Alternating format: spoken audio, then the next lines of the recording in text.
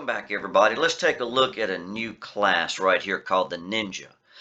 Now the inspiration of this was probably looking at how little the monk is played. I believe that's probably the least played class in D&D. So I thought, what could be done to alter this? And we're not going to make a small change to the monk. We're not going to make a subclass. We're going to come up with something completely new that's just based on it. So what is this ninja all about right here? Now, when you think about these, they're often thought of as the saboteurs and assassins and such of the Far Eastern world. Well, let's see what they've got. Right here, we can see levels 1 through 20. Here's a proficiency bonus you would see for each. Here are the key points. Now, I've heard that pronounced key, chi, and other ways. Let's just go with key, say whichever one you like. So they're going to have these key points, right, like a monk. You'll see some of them are used in ways similar to what monks can do and others in completely different ones. This class right here is going to be unarmored. They're not ever going to wear it. So they're going to get some unarmored movement proficiency bonuses right here. So they're going to get very fast as they go up in levels. They're also going to have something here called an assassination multiplier. If they can get surprised on a target and have a particular situation that we're going to see further along, they can actually multiply the amount of damage that they're doing. So where a rogue gets those sneak attack dice, which is given with advantage, these guys right here are very different. They have to have surprise. So that's going to limit it a bit, but this is going to be pretty powerful at the same time. So there's a good trade-off between the two. We're going to go over all these features right here. A lot of these you're familiar with from other classes. Some of them will definitely be new. But let's throw in a lot more versatility too. Let's give the ninjas some other little abilities and bonuses. Now up here at the top, you can see by level where they get some bonuses for things like hide in shadows and move silently. These guys are already going to have a good dex, so they're going to have some bonus from that. And then they're going to get an extra added. The ninja's going to be better at these things than what most people are. This is something they've been trained in. They're going to have the ability to disguise themselves. We'll see how that works. They'll have the ability to pick locks better than what most individuals could. They're going to get to tightrope walk. That could come in for some interesting, fun situations in D&D there. They're going to get to pole vault, and they'll get to fall certain distances. Now, this is going to work different from what you see with monks, so we'll see there's a lot of changes going on right here. But looking at class features, the ninja's going to have a D8 for its hit points, so that works same as you would expect. No armor. They're not ever going to want to wear it. Weapons are going to be simple weapons, and especially light ones, and short swords are definitely going to be their preference. But if they want to use daggers, a light hand axe, something like that, nothing wrong with that at all. Now they're going to get a specialty weapon right here, repeating light crossbow. Don't see that too much in D&D in most campaigns. We're going to see how that works. Now if you want to add any of these other weapons that you have seen used in the Middle East, like the shurikens and whatever, add all those you want. Get with your DM. If they're willing to go with them, hey, just expand. But I thought with all that, that was a video to itself. Tools. They're going to want a disguise kit. Maybe a poisoner's kit. And then thieves' tools. Those will be beneficial to them. Saving throws, notice they're going to be based on dexterity and intelligence, right? Not dex and wisdom like a monk. These guys rely much more on intelligence. Skills, they're going to choose 2 from acrobatics, history, investigation, religion, and stealth. Starting equipment, they're going to get a simple weapon and the repeating light crossbow, and I give them all the bolts they wanted right there. They're going to get a Dungeoneer's pack or an Explorer's pack, and then 50 foot of rope with a grappling hook, since they can tightrope walk. Now look at this repeating light crossbow. Something they're going to be able to use from level 1. The repeating light crossbow is a special weapon used by the ninja. This two-handed crossbow holds a magazine on top, so it's got something that holds the ammo for it. The magazine holds 8 bolts, and up to 2 can be fired each round. When a ninja reaches level 5 and gains an extra attack, 3 bolts can be fired per round. The bolts are similar to what's found in a standard crossbow, so the damage is 1d6 each. If you want to alter that, whatever the DM wants, go with it. Up to 3 bolts can be reloaded in the magazine per round. So once that magazine's empty, it takes a certain amount of time to reload this thing. Otherwise, treat the weapon as a light crossbow. The crossbow expert feat will not allow 2 of these to be used at the same time. I figured that'd be a question some people might have, but remember, this is a 2-handed weapon right here. The magazine is part of the bow and cannot be rapidly replaced with a different magazine, so Can't pop out one magazine and throw in another like you do with a lot of rifles these days. Now, if the DM wants to allow that, go for it. Nothing wrong with that at all. Let's look at unarmed defense.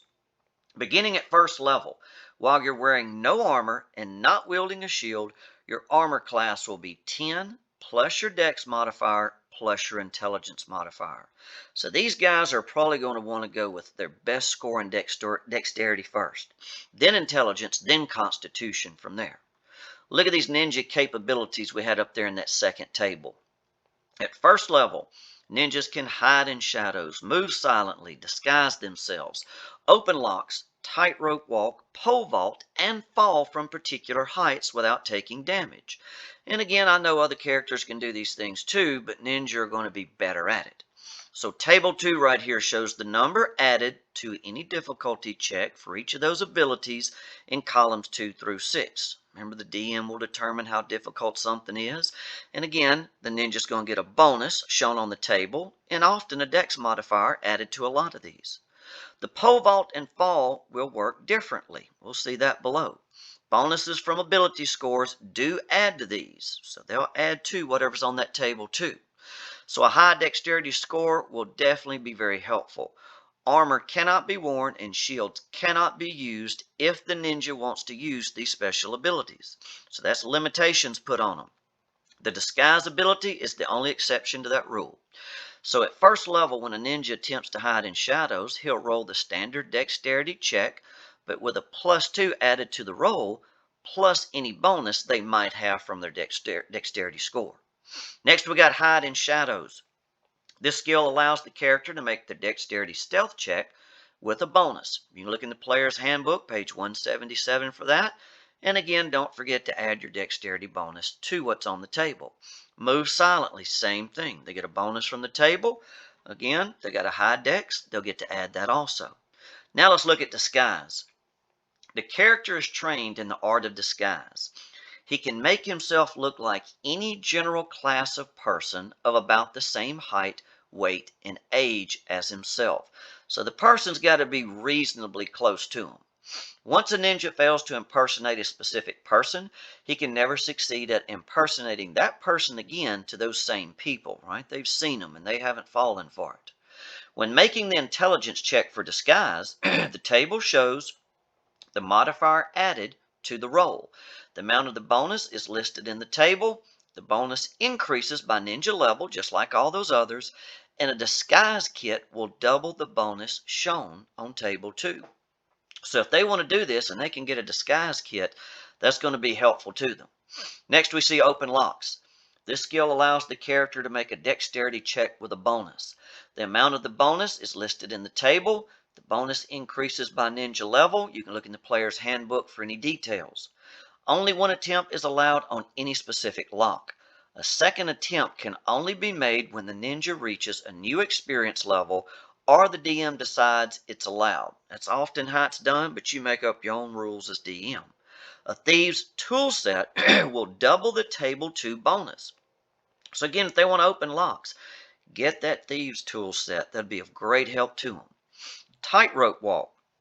This skill allows the character to make a dexterity check with a bonus.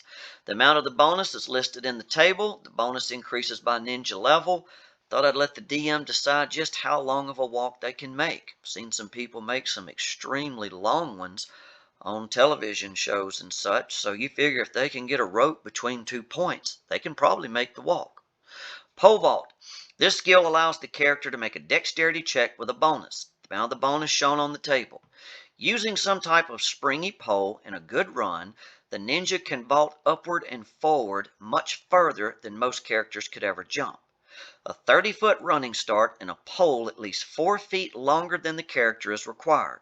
The table lists the maximum height the character can vault, provided the pole is at least the same length as the height. So you got some limitations on that pole right there. Pole's got to be as long as however high they want to pole vault too.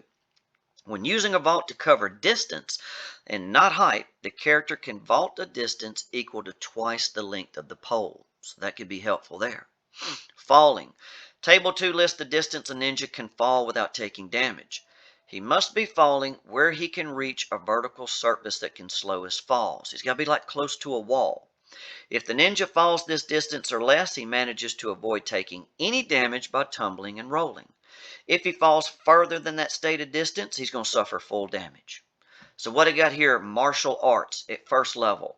Your practice of martial arts gives you mastery of combat styles that use a special weapon, the repeating light crossbow, and ninja weapons. Again, short swords are what they prefer.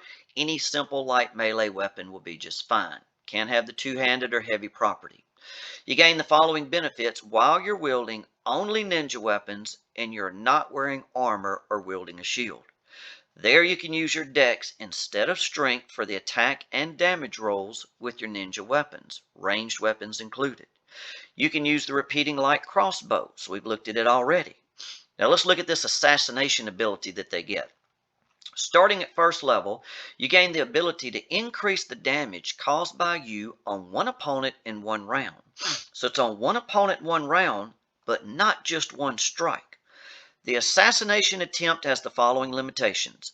Must be made with surprise. Now remember, surprise is not the same as advantage. Often the DM determines surprise, so you got to have that. It must be made with ninja-specific weapons, light-edged weapons, generally what that is. If a critical hit is rolled, twice the assassination damage modifier will be used. This ability will not amplify the effects of other things like poisons, right? This amplifies how much damage your weapon does from the strike of it, but not anything added to it like a poison there. The damage of the weapon and the strength dex modifier will be what's multiplied. A ranged weapon can be used. If multiple hits are made in one round, the multiplier does work on all those hits. And then lastly, only one opponent can be affected by this ability per round. So those are a lot of limitations right there. Again, you got to have surprise. That's the biggest thing. So if you get that, use your ninja-specific weapons, you're probably going to be good. How does the multiplier work? So first get your damage from the weapon, and then your strength or dex modifier. Get that, multiply by the multiplier that you see in the table. Additional added effects, again like poison, etc., are added next. In other words, after the multiplier. Notice how this differs from a rogue attack, right? Rogues add additional d6 dice to cause additional damage. The ninja calculates damage on an attack and then multiplies by that multiplier. Then any extra damage like poison is added after that. Take note that surprise, again, is not the same as advantage. Many things can give advantage on an attack roll. Examples, an opponent is blinded, opponent's paralyzed, prone, something such as that right there. Those situations give advantage, but surprise must be there for the assassin. So even though the assassination ability is very strong, it will not be available as often as what you'd probably see the rogue sneak attack. There is a trade-off between the two. The sneak attack can be used more often, but may not be quite as powerful. The assassination ability is used a bit less often, but you might get more damage out of it. So that's where they're different. Surprise occurs in situations like when a ninja approaches silently from behind, maybe he's invisible. Again, that's largely up to the DM. All the rules on that are in the Player's Handbook 189. So let's look at the key right here. Starting at second level, your training allows you to harness the mystic energy of ki. Your access to this energy is represented by a number of key points. Your ninja level determines the number of points you have, and that's shown in Table 1. You can spend these points to fuel various key features. You start knowing 3 of them: Ninja Fury, Patient Defense, and Step of the Wind. So similar like a monk right here. You're going to learn additional key features as you level up. When you spend a key point, it is unavailable until you finish a short or long rest, at the end of which you draw all of your expended ki back into yourself. You must spend at least 30 minutes of that rest meditating. Some of your key features require a target to make a saving throw to resist your special feature used with the ki. So the saving throw is as if you would expect, like with a monk. You got your save DC equaling 8 plus your proficiency bonus plus your intelligence modifier right there. So they can use this for Ninja Fury. Immediately after you take the attack action on your turn, you can spend 1 key point to make an additional attack as a bonus action. A ninja-specific weapon must be used. patient defense. You can spend 1 key point to take the dodge action as a bonus action on your next turn. Step of the wind, you can spend 1 key point to take the disengage or dash action as a bonus action, and your jump distance would be doubled for that turn. So again, a lot of this right here like a monk, but we're going to get away from that before long. They do have unarmored movement. Starting at 2nd level, your speed increases by 10 feet while you're not wearing armor or wielding a shield. This bonus increases when you reach certain ninja levels that's shown in the table. At 9th level, you gain the ability to move across slippery surfaces like ice without a loss in speed or slipping and falling if any of that applies. 3rd level, ninja tradition. When you reach 3rd level, you commit yourself to a ninja tradition. There are 3 we have here: weapon specialist, poison specialist, and mystic specialist. Your tradition grants you features at levels 3, 6, 11, and 17. 2-weapon fighting at level 3. You gain the 2-weapon fighting style. When you take the attack action and attack with a light melee weapon that you're holding in one hand, you can use a bonus action to attack with a different light melee weapon that you're holding in the other hand. Now notice you do add your ability modifier to the damage of the bonus attack. If the dual wielder feat is picked up, both weapons must still be light weapons. That's a limitation with this guy here. If either weapon has the thrown property, you can throw the weapon instead of making a melee attack with it. Ability score improvements. Just as you see in other classes, you're going to get these at levels 4, 8, 12, 16, and 19, and they work the same way. Level 5, you're going to get an extra attack. Beginning at 5th level, you gain an additional attack whenever you take the attack action on your turn. This will allow a 3rd attack if 2-weapon fighting is being used with ninja weapons. This will allow 3 bolts to be fired from the repeating crossbow each round. So really increases the number of attacks here. Key empowered strikes. Starting at 6th level, you can expend 1 key point to make all your attacks in one round count as magical for the purposes of overcoming resistance and immunity to non-magical attacks and damage. So if you need that, it could be very handy and only cost 1 key point there. Evasion, just like you see with rogues, they're going to pick this up at level 7. Just as before, if you make your save, you take no damage. If you fail it, you take half. So that could be a big advantage there. Since these guys don't wear armor, and they're going to have a high dex, good thing to have. Sharpened senses. Starting at 7th level, you can use your action to locate any living creature within 20 feet of you who is invisible, hidden in shadows, or concealed in such a manner. This will work on more than one hidden creature. 1 key point must be expended to use this ability. So those ninjas are really good at hiding. They're going to pick up on things that other players wouldn't. Ninja luck. Starting at 10th level, you can add +2 to any saving throw. You use it whenever you want. You have to perform a short or long rest if you want it back. Drain life at level 13. You can siphon the life force from others to heal your wounds. You can spend 2 key points to empower one attack with this special ability. The ninja must announce before making an attack that this ability will be used. If the attack is successful and damage is dealt, then that amount of damage dealt to the opponent will heal the ninja for the same amount. If the attack is unsuccessful, the key points are lost.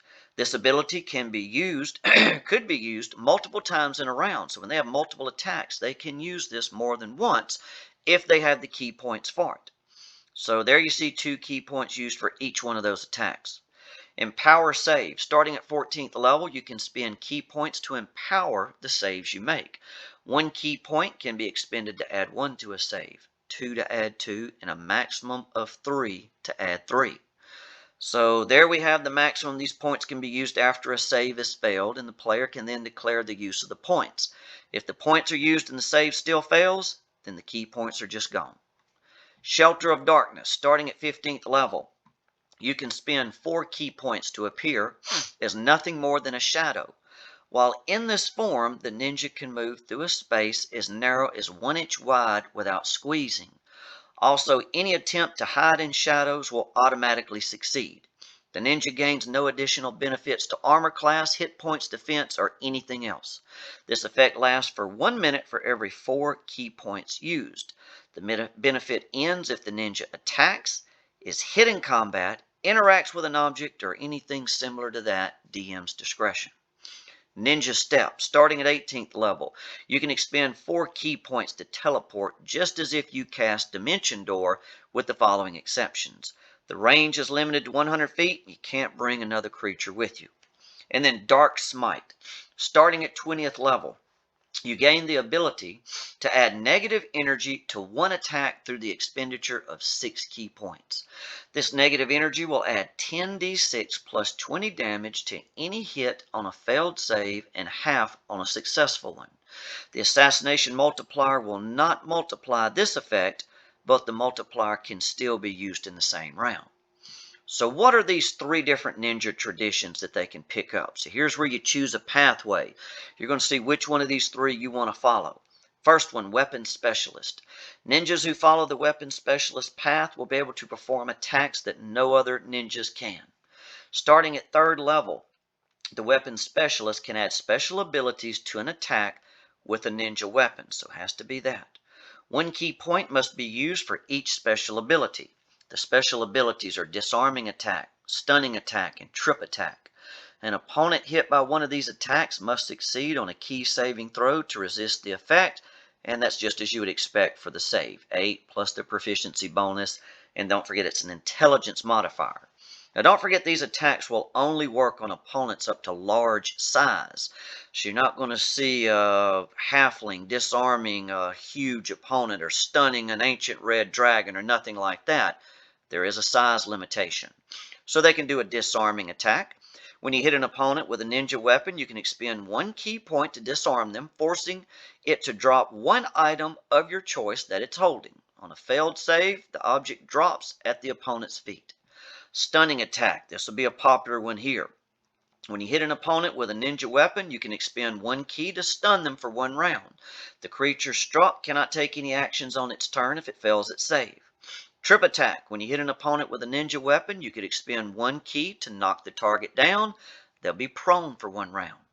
So what do you get in addition to this? At 6th level. While 2-weapon fighting, the ninja gains +1 to their armor class and 6 more key points. So that's going to give them a better AC and let them use their abilities more often. Starting at 11th level, you can fire 4 bolts per round from the repeating crossbow, and while 2-weapon fighting, the ninja can add an additional +1 to hit. So they get a couple extra nice things there. 17th level, you can perform a whirlwind attack. When you use the full attack action, you can give up your regular attacks instead of making 1 attack against each opponent within reach. Make 1 attack against every opponent within reach. When you use the whirlwind attack, you can forfeit any bonus or extra attacks granted by other feats, spells, abilities, and so on. One of the special 3rd level abilities can be added to this attack. So basically you can attack every creature that's right adjacent close to you, and you could possibly disarm, stun, or trip them all at the same time if they all failed their save. So it wouldn't be likely, but maybe. While 2-weapon fighting, the ninja gets another +1 to their armor class. So there's our first path. Second, Poison Specialist. Ninjas who follow the Poison Specialist class are masters at making and using toxins like no one else. A ninja following this path automatically has proficiency with a poisoner's kit and has already acquired one. During downtime, the ninja can make all the poisons required for each specialist level, but no more. So they can't just make 100 of these things and think they're going to sell them and get rich. The saving throw for these poisons works differently than what you see for poisons in the DM's guide. Instead of using just a constant Constitution save like you see in the DM's guide, the Constitution save will be based on the ninja's level. So just like you see with the key attacks, something similar. It makes sense that a higher level poison specialist can make poisons which have a stronger effect. That's why the save DC that's used for key will be used here for poison too. This will scale up with the ninja, making the poison strength appropriate to his level. No key points are used, it's just the same calculation. So think of this as a poison save DC. Still going to be 8 plus the proficiency bonus plus the intelligence modifier. Starting at 3rd level, the poison specialist can produce injury, poison, and add it to 1 or more of his ninja weapons as long as the weapon does piercing or slashing damage. The poison takes 1 round to apply and can be applied at any time to the weapon. The poison is good for one hit on one opponent, and at that time the poison is used up and has to be reapplied. The poison will do 2d6 poison damage and an additional 1d6 of damage for every 4 levels of ninja. So it's going to get stronger as they increase in level, and the save DC is going to get more difficult too. So damage, of course, will be halved on a successful con saving throw. Up to 3 doses of this poison can be carried at one time. The number of carried doses increases by 1 for every 3 levels of ninja. So as they go up in level, they'll be able to carry more doses. You got to put a limit on this somehow. And again, the con saving throw will cut that in half. There's your save modifier, just as before, nothing different than the other one. Starting at 6th level, the ninja can make an inhaled poison, which is in a powder form and will be blown into the face of an opponent. The poison is sprayed into the opponent's face through the use of a small wooden device called a Mitsubishi. This poison will fill a 5-foot cube and dissipates after 1 round. The opponent must be within 5 feet for the weapon to be used, so they got to be right up next to them. Holding one's breath is ineffective against the poison, as it affects the nasal membranes, tear ducts, and other parts of the body. Any opponent caught in this 5-foot cube of poison must make a con saving throw or take 3d6 poison damage, and must repeat that saving throw at the start of the next 3 turns. On each successive failed save, they'll take another 1d6 poison damage, and after 3 rounds, it ends. So that could be up to 6d6 poison damage. The damage caused by this inhaled poison gets an additional d6 of damage for every 4 levels of ninja. That additional d6 is added to the initial save and the successful ones too.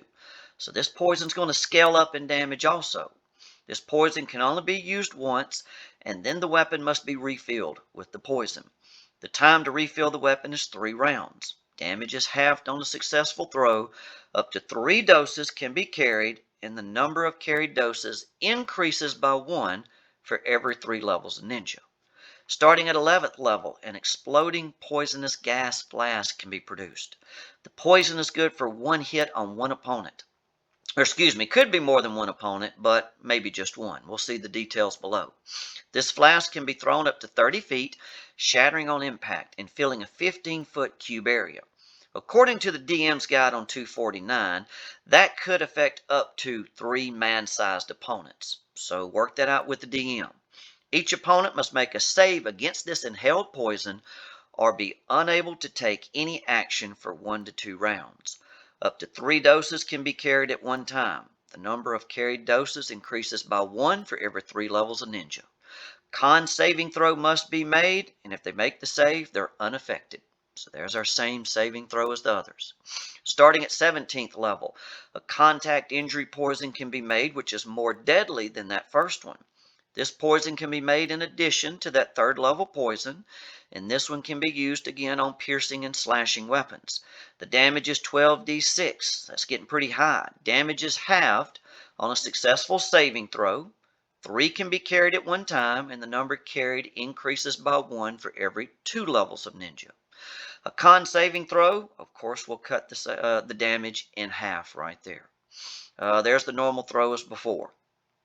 All right, lastly here, Mystic Specialist. The high intelligence of the ninja allows for training in wizard spells. The spells available to the Mystic Specialist can only be used once per long rest. Starting at 3rd level, they're going to get Color Spray, Fog Cloud, and Silent Image. Now they're considered just like a wizard casting these, and use this spell save DC you see right here. Right? It's the same as the other ones. 6th level, they're going to pick up Blur, Detect Thoughts, and Invisibility. Again, same save DC. It's like they're a wizard of the same level for whatever level the ninja is. Starting at 11th level, they pick up Blink, Greater Invisibility, and Phantasmal Killer. And at 17th, they're going to get Finger of Death, Mass Suggestion, and True Seeing. And again, the spells all work the same. Recommended races are thrown in here at the end. So that's a lot of new stuff right there. And I'm going to upload all this right here to the DM's Guild. Hopefully this will allow something much better and a whole lot more survivable and fun than playing the monk, which has kind of largely been left out. So take a look over this. Tell me what you think, folks. I hope you'll enjoy playing it. Till next time, good luck and good gaming.